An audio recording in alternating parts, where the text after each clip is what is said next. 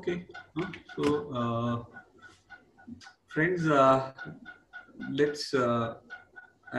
introduce Jagdish again. He's, you know him very well. He took the talk last week on antihypertensive. So he's the director of the Cath Lab and has pioneered not just angioplasty, but also heart transplant in Pune and angioplasty actually across India. He's now today going to tell us about lipid management. Over to you, Jagdish. Yes, thank you. I enjoyed myself last week. I don't know about you all, but I liked you as an audience because there were like a lot of questions. I feel today's topic is simpler because probably there are less variables as compared to the last time. So let's see how we go about in the next 30 to 35 minutes. We'll try to finish the topic. The template is of American College of Cardiology, but it had nothing to do with my presentation because I could not change the template. So it's still hanging on the slides. So ignore that, but look at level of evidence. Suppose it is mathematics, it is 1A, and last is philosophy, God, rebirth, karma. This is all about 2D. And biology, what we practice is 2B. So it's a fluid kind of evidence, keeps changing. The talk that we gave 3 years ago doesn't hold valid now. Things keep changing. And that's why probably we have so many CMEs and we need to have so many CMEs. I don't see any other profession having so much updating which goes on. Even in the lockdown period, we are trying to get CMEs and try to enhance our knowledge. So similar thing has happened with lipids, and I shall talk about what is it today. Next year, I don't know what it will be. I hope things will be better because every time some new evidence comes and we get better in managing these patients.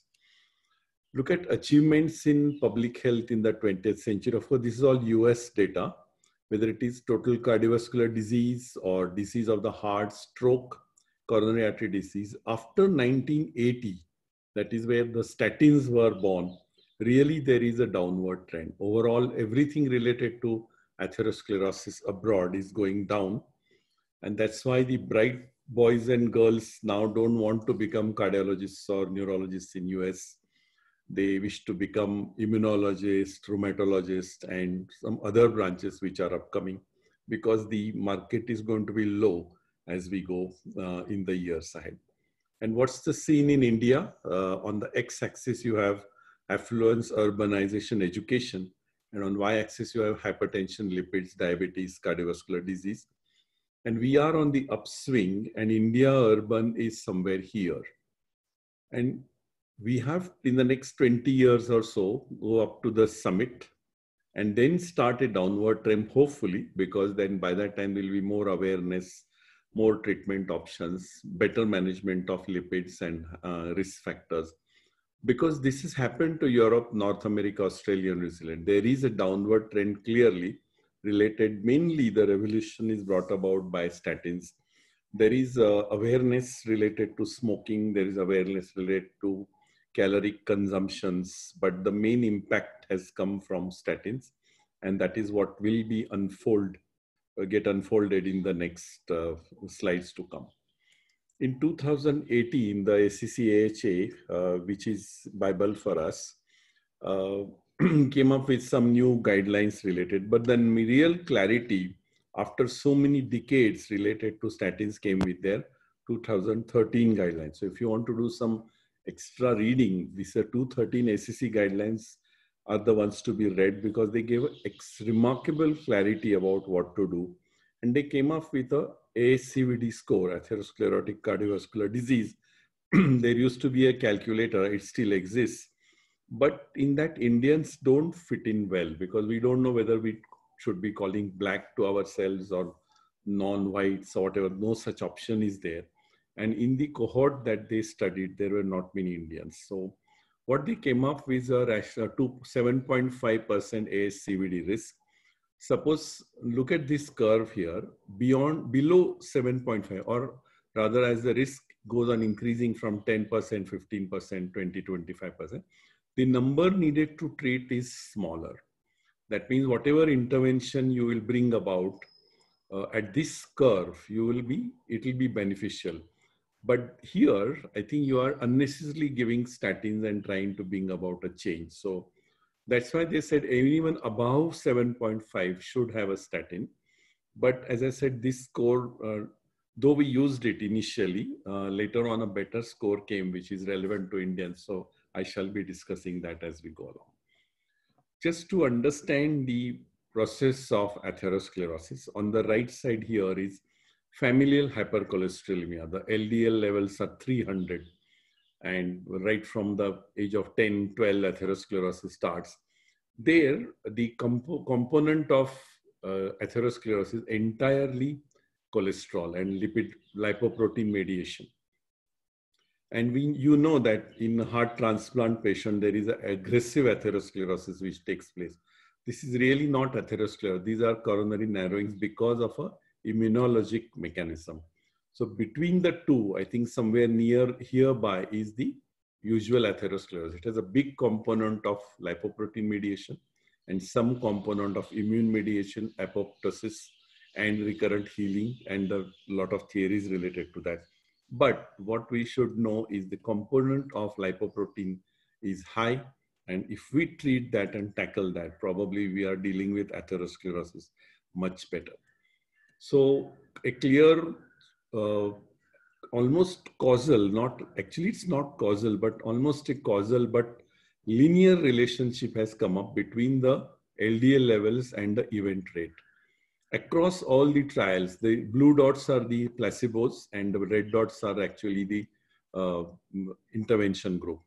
So from placebo, there was a clear improvement. In the lipid trial, there was a clear improvement. Even TNT, 40 milligrams of atorvastatin and 80 milligrams of atorvastatin made a difference. So as you brought the cholesterol lower and lower, you got the event rates lower and lower. And they were studied till far, only up to 70 milligrams per cent.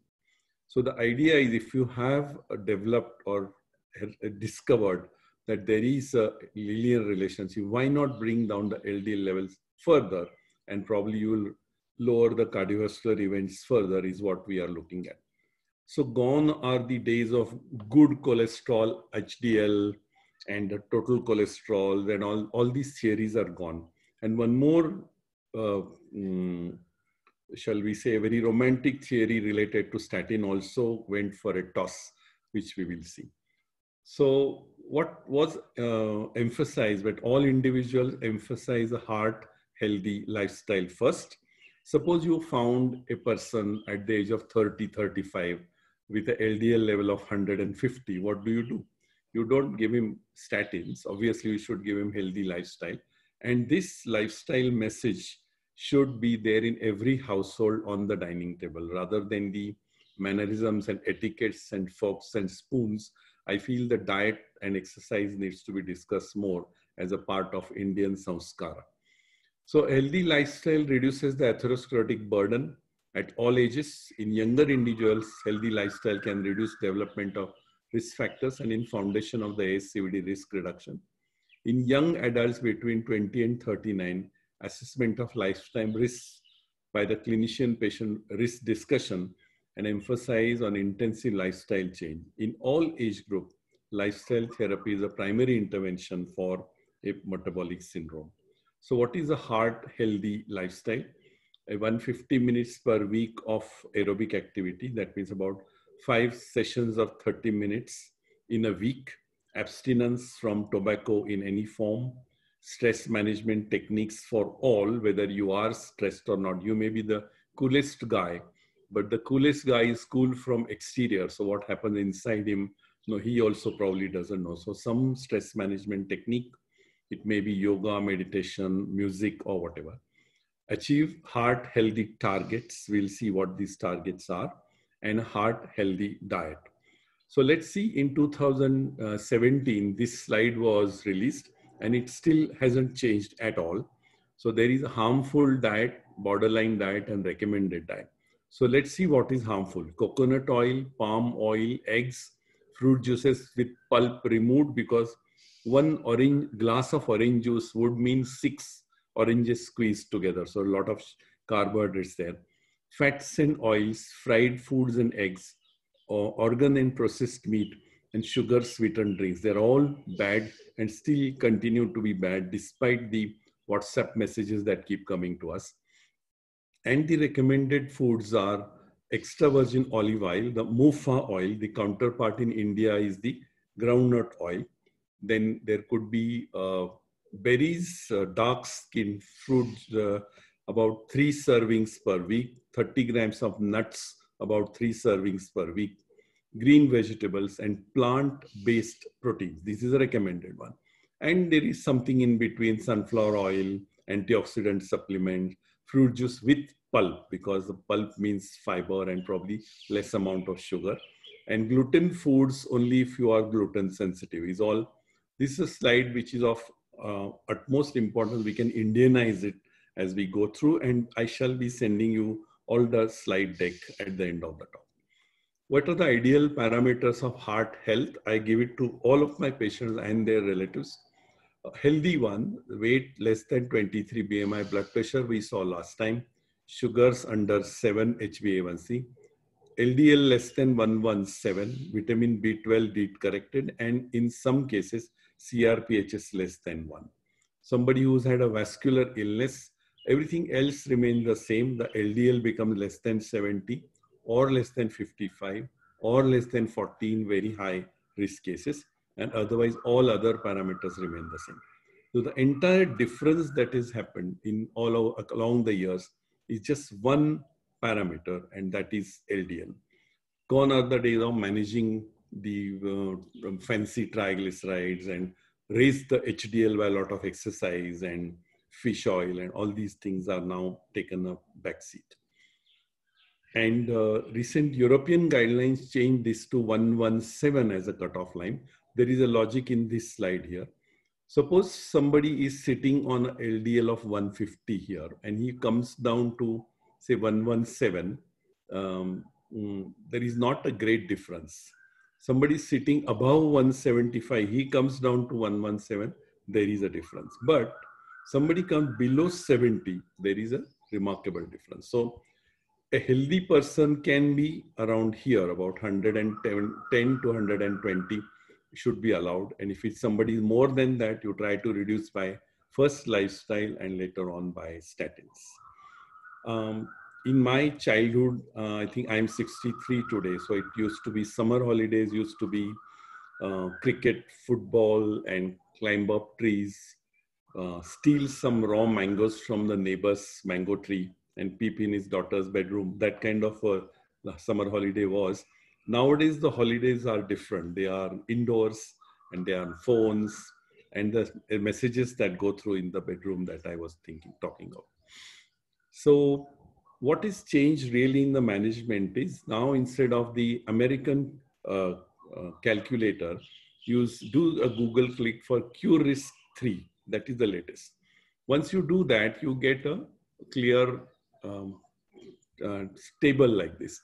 And this calculator can give you everything. If you fill up, it gives you a perfect score of 10 years risk involved. And it involves other things like smoking status, diabetes, chronic kidney disease, AF, blood pressure, treatment, migraines, rheumatoid. All these things are considered in this. And in this development of this UK-based score, large number of Indians were involved. So this is closer to our population that we are treating. So if the 10-year risk is more than 10 or close to 10, that is the time you start thinking whether this person, even if he doesn't have ASCVD, whether he requires a statin or not. So for primary prevention, somebody doesn't have a disease at all, but his LDL levels are more than 190. These are actually familial hyperlipidemias, homozygous types. There you don't have to calculate the QRISK score. Straight away go to high intensity statin, that is class 1. Somebody is diabetic with an age group of 40 to 75 and diabetic for maybe more than 5 years time, then probably you have to think of calculate the score. It will give you more than this 10, and then you can start a primary prevention for this individual. all people above the age of 75, you have to think of start a statin or not, that we need to be discussed. Below this, or those who are not so much high LDL, all age groups, you have to think of what is the risk involved. If it is somebody is between above 160 or so, he needs a treatment, some form of treatment, lifestyle, of course, for everybody. And here, instead of going through all this score, give this a Q risk 3. If the risk is high, then you need to give statin to them. So for primary prevention, LDL above 190, start statins. Q risk 3 above 10, start statins. Whether there is a ASCVD risk, ASCVD in the individual or not. So, and in fact, that is called primary prevention. Now, this girl from Yemen came to us about a year ago, and she was sent for treatment of aortic stenosis. But clinically, I could see this, she was not diagnosed to be primary hyperlipidemia by that time. And she had this tuberous xanthoma, tendon xanthomas. And I diagnosed her as a case of familial hyperlipidemia homozygous, because Dr. Sudhir Kothari had diagnosed one case for us in 1983. That time lipid profiles were not done. It was just a total cholesterol estimation, which took 3 days to come from the lab in Sassoon Hospital, where we did our MD in medicine. We were third-year residents then. And for the rest of us, it was a rheumatic case or maybe a bicuspid aortic valve. But he said that this is hyperlipidemia based on tumors xanthomas like this. And it was then diagnosed. Of course, there was no treatment then. Statins were not around. I don't know what happened to that boy. And this girl with a severe aortic stenosis, I sent her home without doing anything, because anyway, her prognosis, whatever you do, is going to be terrible.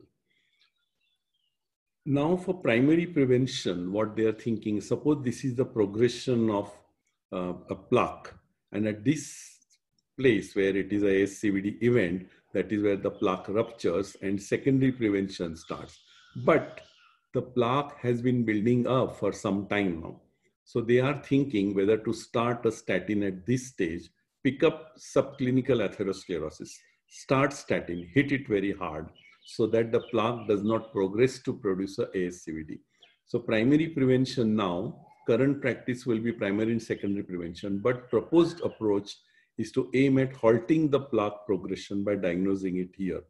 So by diagnosing it here means, do you have to diagnose subclinical atherosclerosis, whether it is carotid intima media thickening, or whether it is peripheral arterial disease, or we are going to use here more often the CT angiography of the coronary arteries, because that can pick up calcium. And if the CAC score, calcium score, is more than 400, obviously it is important to give statin. But even with a low calcium score and soft plaques developing, which can be seen very early on the CT angio, it still could mean you could give him statin, halt the progression of the plaque. Now we have finished with the primary prevention. Very high LDL or Q risk score more than 10, you would give statins and bring them down below 117 is what we thought. But if there is a major ASCVD event like a recent acute coronary syndrome in the past 12 months, history of myocardial infarction, history of ischemic stroke, not a hypertensive bleed, because that could still mean not atherosclerosis, and cardioembolic stroke is not included in this. I just want to learn from you all. Suppose a 20-year-old mitral stenosis develops a cardioembolic stroke because of clots in the LA traveling to the brain. Does she need statin? According to me, no, but you can enlighten me later on in the discussions. Then symptomatic peripheral arterial disease, history of claudication, all these are major ASCVD events. And they are made high risk by, if such a person has age above 65, familial hyperlipidemia heterozygous, prior bypass or angioplasty, or a stroke, or diabetes, hypertension, CKD, current smoking, persistently high LDL despite treatment, and heart failure. If there is a ASCVD which is high risk, then they straight away need high intensity statins. So that is where we start with secondary prevention. there is a clinical atherosclerotic cardiovascular disease. First of all, you will advise healthy lifestyle to all and aim at the targets. If it is a very high risk ASCVD that we saw, start high intensity statin straight away as class 1 indication. If you have gone below 70, well and good. Otherwise, add ezetimibe, which is a combination available. Many times the available combination does not have a good dose of statin. Suppose I want to give a 20 milligram rosuvastatin and a 10 milligrams of ezetimibe. This combination not available. So I tend to give it separately so that I can give a best dose of statin, and according to tolerance or the LDL levels, I can add the ezetimibe to it. Suppose these two together are not able to bring the LDL below 70, then the new drug PCSK9, evolocumab is one which is available. It is a MAB, which is an injection. We'll discuss about it later. So whatever you do, high dose statin, ezetimibe added PCSK9, bring the LDL below 70 milligrams percent is what is thought of. Suppose the ASCVD, suppose somebody has a stroke, but nothing else, non-diabetic, non-hypertensive, has given up smoking and other things. And if he's below the age of 75, then you still have to start high intensity statin. And our goal is to come to less than 50% of the original. That means if he's sitting on LDL of 120, you should bring it down to 60. Whatever it is, bring it down to less than 70 is what we aim at. If that dose of statin doesn't bring it down, then add ezetimibe is what we are talking of. And if this person is above 75, all these days we used to think that for above 75, give moderate intensity statin. It's changed now. You still give, start with high intensity statin. If it's not tolerated, then step down and add ezetimibe. But there is no harm, or let's say it's recommended that even with a high risk ASCVD above the age of 75, even with a low risk ASCVD, you should start statin. So summarizing this slide again, any ASCVD, you want to have the LDL levels below 70, start with a good dose statin or a high intensity statin, add ezetimibe if required after a month or so.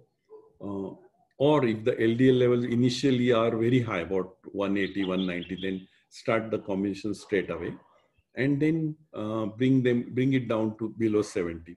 If it's not possible, then think of adding evolocumab injection, and our goal is to go below 70. I brought it out deliberately because of a neurology audience. Recommended lipid lowering therapy for prevention of atherosclerotic CVD events in patients with prior ischemic strokes, patient with a history of ischemic stroke or a TI at very high risk ASCVD. They are very high risk ASCVD, particularly recurrent ischemic stroke. So it is recommended that they receive intensive LDC lowering therapy, that is class 1 level A. So then Europeans went one further step ahead. So let's say this is where we are, CV risk is going down, low, moderate, high, and very high risk individuals. So what they said was, as we said initially, very low risk, no, nothing wrong, primary prevention, maybe you can come below 170. Then we go directly to this one. Suppose a high risk ASCVD, you have to come below 70. And those who are very high risk, like a family history of ASCVD with another major risk factor, severe CKD, diabetes with organ damage, early onset type 1 diabetes along a long duration. All this should come under very high ASCVD, and there you need to reduce them even further to 55 milligrams per deciliter.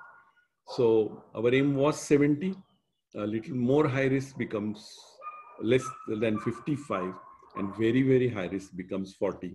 And identify these patients are, as I said, quite simple.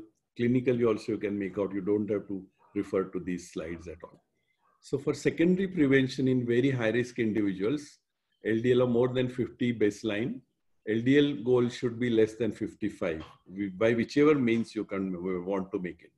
And for patient with ASCVD who experience a second vascular event within 2 years while taking a maximally tolerated statin therapy or additional of ezetimibe, an LDL goal should be less than 40. And that of course can be achieved only by addition of evolocumab. sometimes there is a murmur about why these levels are going down. Are they related to the development of evolocumab, whether it is favoring that way the pharma industry? But I think we are all clinicians. We should know that there is a linear relationship between LDL levels and the events, and we should go by the theory that lower is better. So now we know that we should, which patient have where to come. So moderate and high intensity statin means what? Rosuvastatin 10 to 20 is moderate. Atorvastatin 20 to 40 is moderate. And pitavastatin, I use it in fact quite a bit. It is 2 to 4 milligrams is a third statin we have in the market today. And high intensity would be 20 to 40 milligrams of rosuvastatin, atorvastatin 40 to 80 milligrams. Very interesting side, though a little busy. I will handhold you for the attention part. Let's say that this is green line horizontal here is the threshold for development of atherosclerosis. Suppose somebody is a homozygous familial hyperlipidemia. He would straight away walk in there and by the age of 12 or 13 would develop a atherosclerotic event or atherosclerosis. Suppose there is a heterozygous familial hyperlipidemia. He is moving into that direction. By the age of 35, he would have got atherosclerosis. But he started on low dose statin, maybe it gets delayed a bit, and start on high dose statin, he gets at the age of 53 or so. But somebody who does not have hyperlipidemia, familial hyperlipidemia, it will slowly go over a period of 55, reaching up to atherosclerosis. But smoking, hypertension, diabetes, triglyceride, low HDL, all this would make that this event coming earlier so that atherosclerosis can come earlier, even all these aspects. So again, we are talking a lot of LDL and the direct relationship. So three basic principles emerge. Arteriosclerotic cardiovascular disease remains #1 cause of death and disability in adults. An elevated LDL cholesterol is the most important risk factor for the development and progression of ASCVD, which has a linear relationship, causal or not, it can be argued. And what level of LDL-C should we aim for? And the answer for that is this, that means the modern day genes, lower the better. So that's what is what we are thinking of. So there was this paper, I don't have the original, but in conclusion it said that if you bring the LDL levels to 20 milligram per deciliter, would further reduce cardiovascular risk. A stray paper, let's just remember it that lower is better. In order to emphasize that, I got out this paper. And it's nothing new. I think this Steno trial is 2004. In diabetics, what reduced the events maximum? HbA1c reduction to some extent, systolic blood pressure to some extent, but 70% of reduction came through the component of LDL reduction. So we should know that across the board, atherosclerosis can be reduced or prevented by reducing LDL. And then there is a lot of talk about the side effects of statins. In fact, by far, I feel it is a very, very smooth drug. The total side effect profile would be about less than 3%. People would complain of aches and pains, but it doesn't mean withdrawal of statins because it's a very important drug.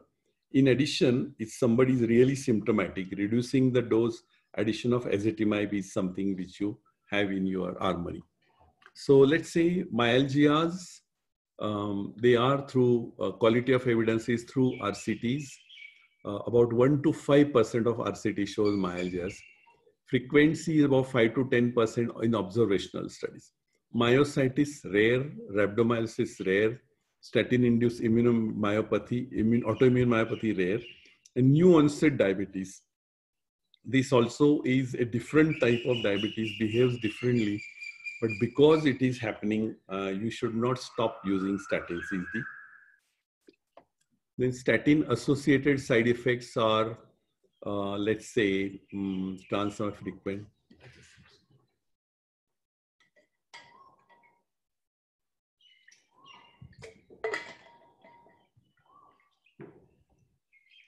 Okay, so it is liver, hepatic failures, Memory and cognition, it is rare and unclear. There are only case reports. There is no increase in memory or cognition problems in three large-scale RCTs. And there was somebody talking of hemorrhagic strokes. That also is quite unclear. So by and large, cataracts, tendon ruptures, interstellar, all these are small murmurs which take place, but there is nothing concrete related to side effects of statins. So non-statin therapies, which would mean ezetimibe, evolocumab, and there are some 2 new drugs which have come. Maximum benefit from addition of ezetimibe to statin therapy is seen in patients with diabetes. If you add ezetimibe and statin combination to diabetes, it reduces the rate of primary composite endpoint by major coronary events and stroke by 5.5% compared to 0.7 reduction among patients without diabetes. And relative reduction in myocardial infarction and ischemic stroke among patients with diabetes was 24% and 39%. Then we come to this new drug called a PCSK9 inhibitor, which is a evolocumab. It's a monoclonal antibody, human, so there is no antigenic reaction to it. Normally what happens is LDL particle is picked up by the LDL receptor. It goes inside, lysosomal degradation takes place, and LDL receptor comes out, and it again comes on the surface of the hepatocytes. So recycled LDL receptor continue to clear the plasma HDL, and the LDL levels remain low. Now, if at the same time PCSK9 gets secreted, it goes along with the LDL particle inside, and practically lysosomal degradation takes place also of the receptor. So the receptor doesn't come out, and on the surface, the receptor percentage becomes less dense, and that's why the LDL levels become high. So those who have by birth absence of PCSK9 will have extremely low LDL levels, and that is how this molecule was developed. You block this, so all the receptors will be on the surface, LDL receptor, and the LDL levels will go down. How much is the effect of that? Evolocumab therapeutic justification rationale. It's a fully human monoclonal antibody against the PCSK9, blocks the interaction. It's consistent clinically equivalent LDL reduction demonstrated with evolocumab in primary hyperlipidemia and mixed dyslipidemia, 55 to 75% as compared to placebo, 30 to 45% compared to ezetimibe. Significant risk reduction in CV death, MI, stroke, hospitalization, unstable angina, and coronary vascularization. Risk reduction of CV death, MI, stroke from over 16% first year to 25% beyond 12 months. Significant improvement in other lipid parameters like ApoB, LPA, VLDL, etc. And effects maintain a long-term therapy in all subgroups is what we see. Look at this, a whopping 57% mean reduction in diabetics or without diabetes. And this is on top of statins. So it's on compared to placebo, sorry. So there is a marked reduction. That statin does about 30%. So it's far more powerful as compared to the statin, and remarkably free of side effects. Practically no side effects except for the pain of the injection. So now let's look at this. Moderate intensity statin reduces the LDL by 30%. High intensity statin reduces it by 50%. High intensity and ezetimibe, 65% compared to the original level. Only PCSK9 inhibitor, evolocumab, 60%. PCSK9 plus high intensity statin, 75%. And if you combine PCSK9 plus high intensity statin plus ezetimibe, 85% reduction. So your ability to reach the lowest level is now possible by whatever drugs we have. You can go down as low as 40% and give a good preventive effect for your patients. So if you just, I'll skip this slide, but overall, if you use effectively PCSK9, it will reduce 35% reduction of vascular events on top of what is statin doing right now. On top of that, it will reduce 42% coronary events, 25% reduction in stroke, reduction in all cause of mortality. So what has happened is because of PCSK9 and low LDL, the so-called very, shall we say, glamorized pleiotropic effect theory of statin is gone. The anti-inflammatory effect is gone. It is all LDL related. You give high dose statin, it reduces the LDL, and that's why it reduces the events. So even it defeats the good cholesterol theory of HDL. High HDL is no longer desired. In the sense, all trials related to high HDL have failed to show any event-related benefits. So this PCSK9 will affect the guidelines as we go along. It is being held back because it is expensive even for US citizens. We'll skip some of the slides now. There are two new drugs like this is EPA and DHA. I'm not using the long form because I can't pronounce them very well. But if you, they are very refined fish oils, unlike the fish oil tablets that we have available across the counter. This is a real therapeutic dose of 2 to 4 grams per day. And that has shown in REDUCE-IT trial, remarkable reduction in triglycerides. And those are people who are primary triglyceridemia. They have triglycerides above 1,000 and they suffer from pancreatitis and gallstones and not so much with atherosclerosis.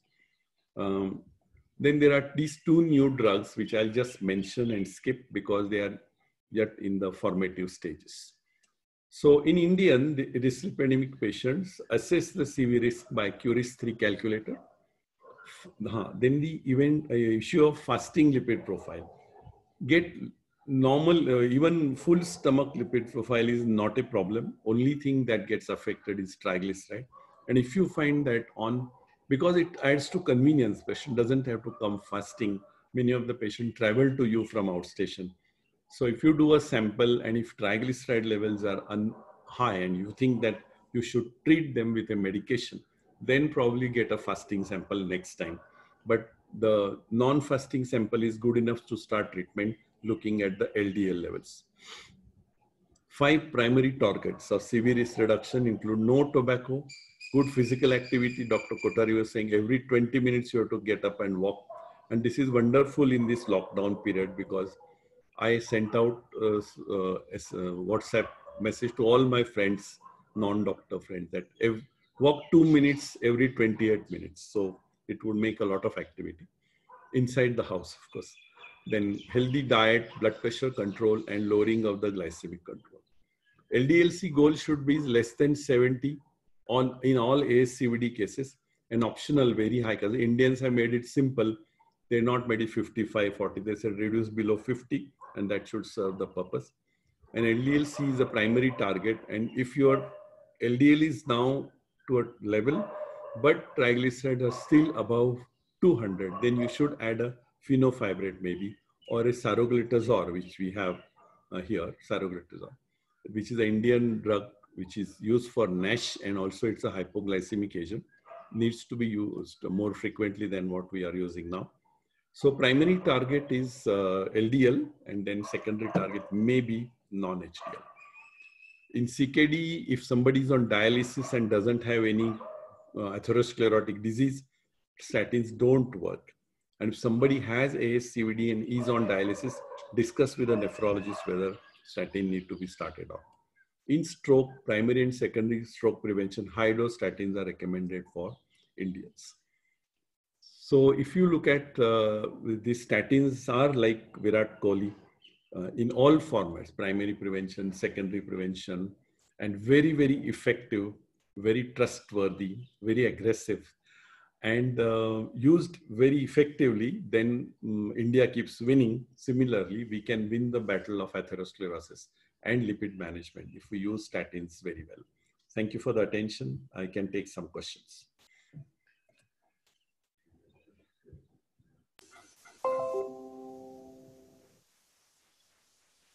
Thank you. You can click that upstairs thing, stop sharing. And Ashish and Devashish, you can now ask the questions. Yeah, yes, sir. I was just thinking if I can share my screen. Yeah.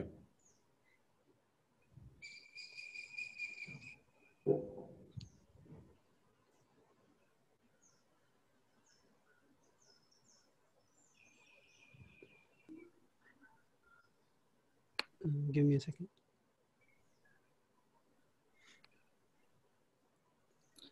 Hello. Sir, in between there are a few questions. Like,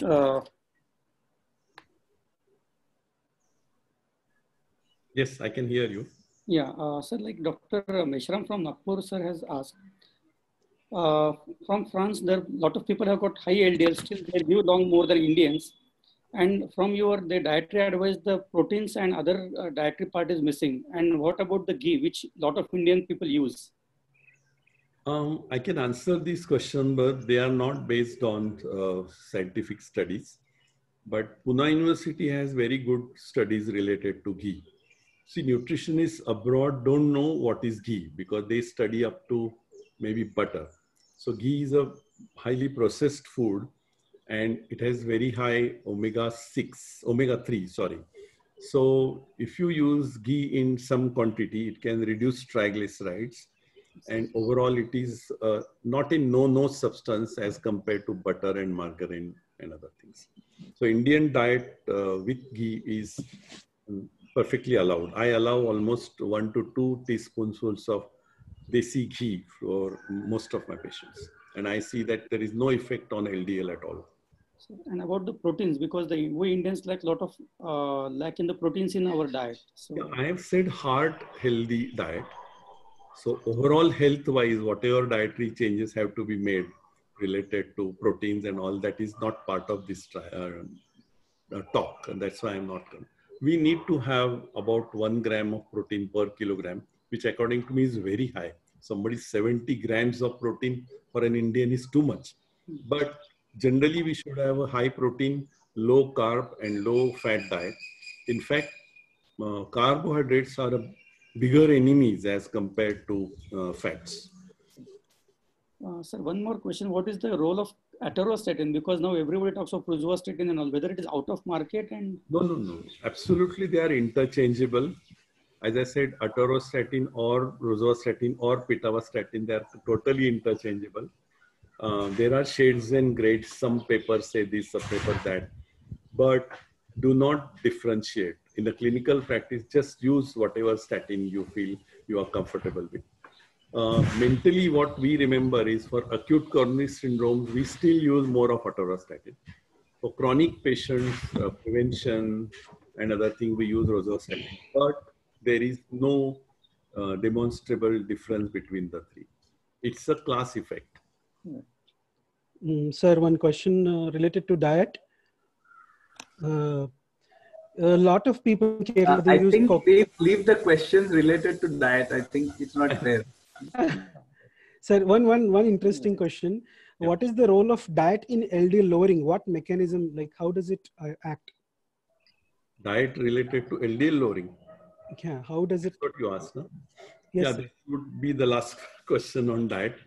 As I said, you have to reduce the dietary fat and carbohydrates significantly. If you achieve your ideal weight and if you reduce these parts, say about 30% energy coming from carbs, 20% coming from fats, and 50% coming from proteins, probably would be ideal diet for getting the parameters right. Sir, a lot of questions on this muscular issues or myopathy related issues. Like people are saying atorvastatin 80 milligram dose is causing myopathy or muscle illness in about 5% people. So what is your advice and what dose would you recommend? And what is the duration after which this myopathy appears or myositis appears? See, whatever has to happen happens within the first few weeks or months. It never happens that you've given dose for a long time and then it happens. So initially only patient will keep complaining about muscle pains and aches. In my almost 20 years of use of statin, there is one admission for rhabdomyolysis and maybe less than 5% withdrawal of statins because of muscle complaints. What you have to do is the patient complains of muscle aches and pains, be sure that the CPK is not rising or something. Then you can reduce the dose of statin and add ezetimibe.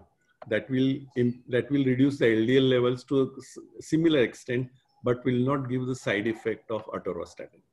And be comfortable, especially if somebody has a proper ischemic stroke, he must go home with a 80 milligram of atorvastatin or a 40 milligrams of rosuvastatin, come what may, whatever is LDL levels to start with. After 1 month, you can reassess. Really genuine withdrawal of statin or reduction takes place in less than 5%. So that is okay, whatever. We are good, astute clinicians. We should be able to manage these things. But the benefit of statins must be offered. So any muscle-friendly statins? Somebody having only myalgia, how often is it due to Google? CPK normal. So you have to be sure clinically that this is related to statin. Right. And then you have to act accordingly. Sir, any muscle-friendly statins? No. There is a class effect. So you want to have muscle-friendly, then you reduce the dose of statin and add ezetimibe. And if the patient can afford, then use evolocumab. Evolocumab, one injection is 20,000 rupees. So it's a 40,000 rupees per month treatment, which is lifelong. Central government has approved. So really indicated patients can get, central government can get PCSK9. But as I said, if Virat Kohli is arrogant, you don't remove him from the team. You use him effectively and maybe control his behavior to some extent. Okay, and sir, any concurrent use of coenzyme Q, levocarnitin, anything of such sort would help? No guideline recommendation, and no practically also. I have said, think only vitamin D helps to some extent.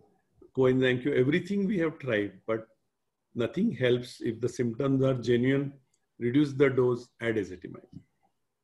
Sir, any genetic risk or polymorphism has been noted for this muscle issues or rhabdomyolysis? No. And do you do that often or something? No, not at all. We don't study that. And as I showed you the slides directly from ACC/AHA guidelines. And in that, they have clearly refuted all this. So as clinicians ourselves, we should know that there might be complaints related to that. And we have to know whether they are genuine or not. And clinically, withdrawal or adjustment takes place very infrequently. Okay, sir. Sir, what is the recommendation for alcohol? Like people want to know how much alcohol, duration, the dose is helpful. 180 ml of spirits per week. That is 3 large pegs of whiskey, rum per week, which amounts to about 3 bottles of beer per week or 3 glasses of wine per week. And this is, of course, the age-old joke that it's an allowed quantity, not recommended quantity. Right, sir. Those who drink a lot of alcohol, they should moderate. The ones who don't drink should not go for moderate alcohol. Dr. Devashish, would you like to take some questions? Yeah, sir, when we will start the statins in patient having intracerebral bleeds, what is your experience? No direct experience because I don't deal with those patients, but intracerebral bleed, if it is purely related to, suppose somebody is 45-year-old, no atherosclerosis, nothing else, just had a blood pressure of 240, 130 and bled inside. I don't know, he doesn't need statin according to me, but you are more into that field. Probably you should discuss more amongst yourself. I would not recommend statin to him. It's not needed, but there is a worry amongst neurologists that excessive lipid lowering is said to increase the risk of bleeding. But I think those things have not helped. I showed you slides from the ACC/AHA and it is quite recent. And they say, no, hemorrhagic strokes are not caused or worsened by statins. Yes. And that question you asked about mitral stenosis causing cardiomyopathic stroke. Yes, if you think properly, he does not need statin. So it's same way somebody with carotid dissection, young patient with carotid dissection getting a stroke does not need, it's not atherosclerosis, he won't need. Because it is clearly ASCVD and it doesn't fit into that. It is a clot which has traveled. So, sir, Dr. Uday Phadke sir has asked, he has wished you good evening and asked how much the lifestyle measures add to the level of LDL reductions and what is the mechanism of degree of LDL reduction with lifestyle measures? Not much. Actually, it is a starting point. Let's say about 10% reduction will take place. So say somebody has a LDL of 130, he has no other, he's a friend of mine, 45 years old, nothing else, he wants, shows me lipid profile report. So at a 130, 140, I don't want to start him on statin. Curis 3 score will be around 5 or so. So in them, you have to advise, or any treatment starts with lifestyle change, but it cannot reduce levels to great extent. Unless the patient was very bad initially and does things very well or undergoes bariatric surgery, that will reduce. But otherwise, it's a very modest reduction. Yeah. So, Dr. Subhash Kaul sir has asked, should we check genetic polymorphism before initiating a statins to avoid the risk of rhabdomyolysis? You have already answered the rhabdomyolysis is... Yes, because it is so very rare and the patient gives you time. Remember, rhabdomyolysis can occur in high-dose statins, but especially with drug interactions, something like Gautenil, that is allopurinol. Yeah. That has very bad this interaction with statin.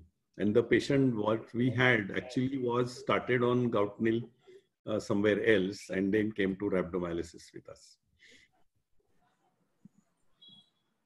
Sir, there are other questions regarding this transaminase raise. When patients are having SGPT rise, and if it is about 5 times or more than 5 times, how do you monitor and would you change? There is no question. You have to withdraw statin, but SGPT, SGT go up 3 times the normal level baseline. But despite that, we never check at baseline. Starting statin has become such a routine thing that there is, except for the clinical situation and the baseline lipid, nothing else is checked. And these patients are fortunately very few. And side effect of statin is something which need not be discussed because it is really a low side effect drug. What about, sir, young patients or adolescent strokes and patients with vasculitic stroke? What is the recommendation in terms of statins?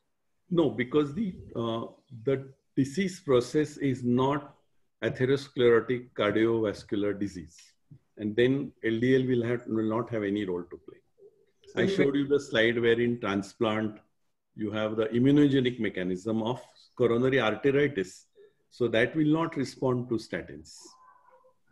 TBM with stroke, again, no statin. Okay. Sir, there is one more question. They ask, how often do you check lipid profile and how do you adjust the dose in your practice? Correct. Actually, the first estimation is at end of 6 weeks to 2 months. And with that, you have to get your level, desired level. If you don't get the desired level, we said we'll either add ezetimibe or think of. If the level has gone, then of course, then every 3 months, and once the levels are stabilized, every year lipid profile needs to be repeated. Suppose you do the level twice in 3 months, and both the times it is less than 40 milligrams %, and you don't desire that lower level. In the sense, the patient has a ASCVD which will require under 70 is fine. Then that's the only time when the dose reduction of the dose is advised. 2 values of below 40 twice consecutively allows you to reduce the dose of statins. But otherwise, it is 6 weeks to 2 months first, adjust according to the LDL levels, and then keep repeating every 3 months, 6 months, 1 year based on how the patient is stable. What is the maximum level that it goes without, with only statins? See, I mean, it is 50% with high dose of statin. Suppose somebody is sitting on 100 LDL to start with, he will go down to 50 with 40 milligrams of rosuvastatin. If you add ezetimibe, it will go even further. And why lipid profile needs to be done is to see that the patient is taking statins or not. That's also one way of knowing whether the patient is compliant or not, because it is a drug which doesn't do anything great. So patient feel ki arey to theek hai, dawai nahi lenge. I have one question. So, looks like they don't want old people to remain be old. You know, blood pressure also earlier target used to be let the elderly have a high BP. It doesn't matter. Now statin also. I'm sure Uday will tell us sugar also you have to keep it as control probably. So everything is. I mean, you are treating them as young people. Yeah, I mean, I ask my patients many a time that the question is typically 84-year-old gets a heart attack and they don't want angioplasty. Why to do angioplasty? I said, if this man falls down, get a fractured neck femur, do you say that he's 84-year-old and doesn't need treatment? Similarly, if something can be offered without much complications, I think it should be. And evidence has shown that if you manage these levels, probably their quality of life and maybe quantity of life gets better. Sir, one question regarding LDL goal. If it is achieved, can it be lowered or it should be maintained at same dose? And can we ever stop the statins? No, because you started statin, the lower LDL levels have lowered. If, as I said, consecutively it is too well below your desired level, you can reduce. The only place where you can reduce. Otherwise, you need to continue the same dose of statin as long as it is tolerated well. It's like again, आंखों में number आया, चश्मा पहन लिया, दिखने लगा तो चश्मा निकाल दिया. It cannot happen that way. Right. Sir, Meshram sir has asked, there is some study from France where people lived longest who had highest level of LDLs or higher level of LDLs. So your comments on that? No, that is all refuted. World over, I think LDL theory is accepted. And there might be some additional factors like genetic or maybe the red wine factor and all. But the linear relationship of LDL is too well established and there is no need to go back and forth on it. And one more concern is with the chronic use, would it affect brain lipid or brain cholesterol synthesis or in general neural synthesis or regeneration? No, actually, brain produces its own cholesterol. It doesn't depend on the blood levels. So it has nothing to do with the statins that we use. And it's shown now statins are around for more than 24 years. And it's been long-term studies, no major brain problems. As I said, there are murmurs related to these brain side effects, but nothing is really something to which we take note of or be very cautious about. So there is one more question. If somebody has got MI or stroke and his already baseline level is normal, then how much is the benefit? Already he's in normal. Normal in the sense in the standard range. What we want to achieve below 70. Not see now. This is MI or stroke means we are aiming at a level below 70, and if it is a high risk MI like diabetic hypertensive MI, then above below 55. Suppose he originally has a level below 55, then statins are not indicated because, as I said, pleiotropic effect is not there. The LDL levels matter, and if somebody has genetically low levels to your desired level, then statins are not required.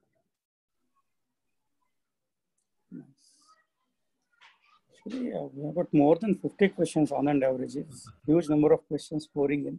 Then there is one more question. Asians have got more intracrinial atherosclerosis, while Westerns have got more extracrinial atherosclerosis. If it makes difference in statin management? No, not at all. Because as I said, any atherosclerosis anywhere in the body, whether it is peripheral disease or subcarotid intima thickening or coronary artery disease, the goals remain the same. Is there a difference in the pattern of coronary angios in Indians versus outsiders? I mean, like distal arteries more affected, like we have more intracranial, anything like that, or LAD more common in Indians than Western? Yeah, I think coronary patterns are different because we have younger age diabetics. So by the time they come to us, they have more diffuse disease. But other than that, no major difference in whatever we read from the literature abroad. So what is the timing you recommend? Or hello? Yes. Sir, what is the timing for statins you prefer? Night time or divided in 2 doses, or how? No, it's a single dose treatment, and it doesn't matter what time do you give. Simvastatin was the only statin which was to be given at night, but atorvastatin and rosuvastatin, pitavastatin can be given any time of the day. So it all depends on how you fit your prescription, and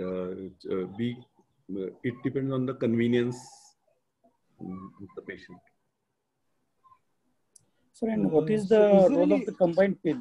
Now we have got the gold, aspirin, clopidogrel plus statins and all. Whether it is better to give separate or in the form of combined pill? If you are not compromising on the dose of statin, so none of these combined pills, the gold ones has a 40 milligrams of atorvastatin. They have 20 milligrams of rosuvastatin, but 40 atorvastatin is not there in most of the gold.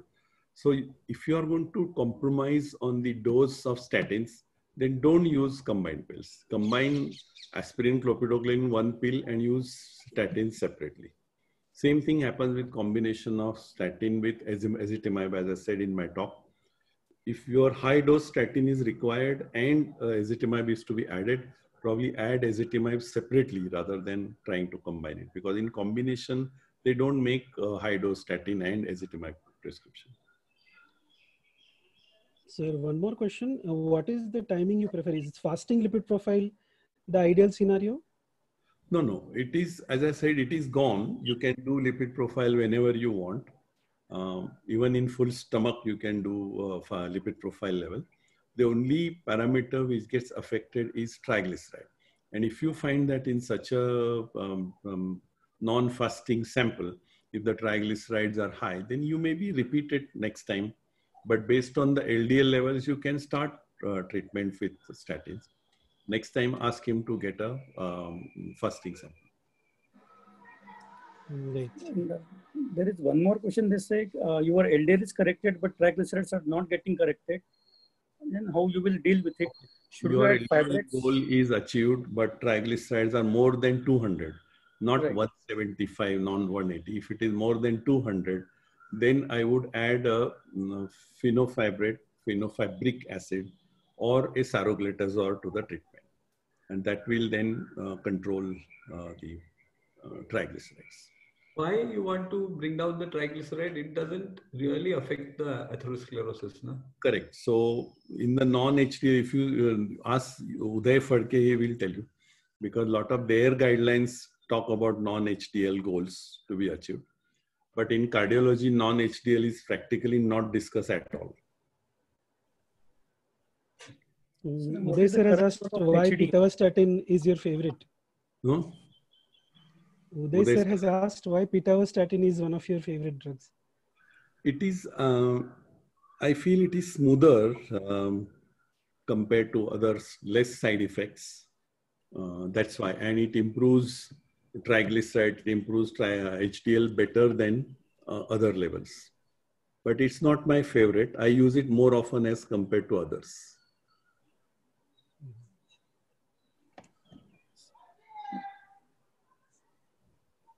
It's wonderful. Sir, can you elaborate more with reference to HDL at present? High HDL theory has suffered a demise now, and don't have to think about high HDL. Keep running, your HDL will be high. Keep eating this, your HDL will be high, and it doesn't matter, because all trials related to high HDL have clearly failed, and attempts to improve HDL in the form of nicotinic acid, they're all failed. So naturally, if you get a higher HDL by exercise and other thing, it is fine. But you don't have to harp on the HDL. Like so many patients will complain to you that my HDL was 45, LDL was 110. Now the LDL is 55 and HDL is 35. What do I do? Nothing doing. You have to concentrate on the LDL only. The fish oil and the DHA pills, which a lot of pharma company promote, how often you use in your practice? I use it for hypertriglyceridemia. It's a completely different disease because it leads to, as I said, they come to us because of, for lipid profile. and then you find a very high level, more than 400, where it requires treatment. Then on top of a fenofibric acid or fenofibrate or a saroglitazole, I would add a fish oil preparation. But the doses are so small that they never achieve therapeutic doses, and higher doses invariably cause side effects. So the newer fish oil preparation which has come, it has very high doses, 2 to 4 grams, and apparently doesn't have the side effects of the fish oil. So that is something which we look at. And because of these drawbacks, I don't use it very often.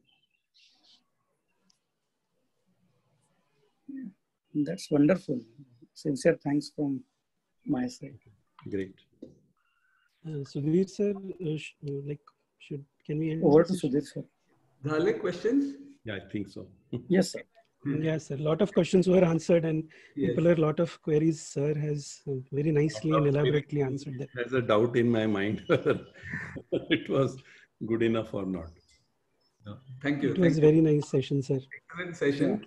Now we'll talk about your next talk later.